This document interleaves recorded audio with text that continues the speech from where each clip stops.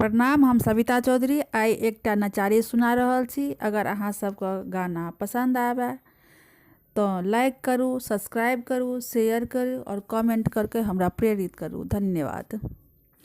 तीन भुवन घूमिला महादेव, बैस गेला गौरी दुआरी गे माई। पैर धोऊ पट बैसु ईश्वर महादेव, कहू शिव नहीं कुशल गे माई। कुशल सकल जग कुशल चराचर, कुशल तोहर परिवार गे माई। एक कुशल गौरी कहलो न जाई अछि, एक कुशल गौरी कहलो न जाई अछि। शिव कल दोसर विवाह गे माई। शिव कल दोसर विवाह गे माई।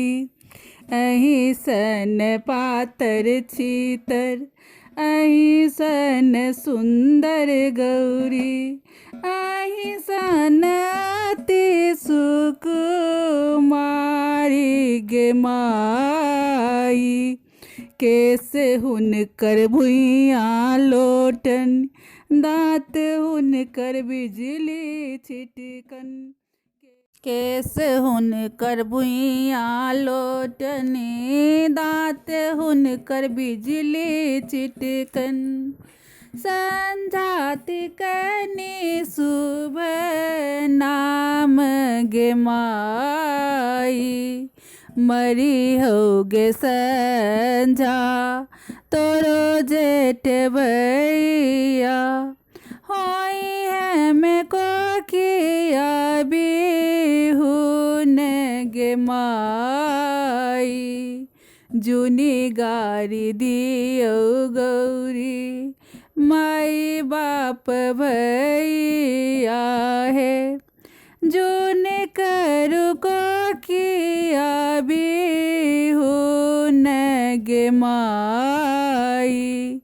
कार्तिक गणपति गोद खिलायत, कार्तिक गणपति गोद खिलायत। बनत में चेरिया तोहार गे माई।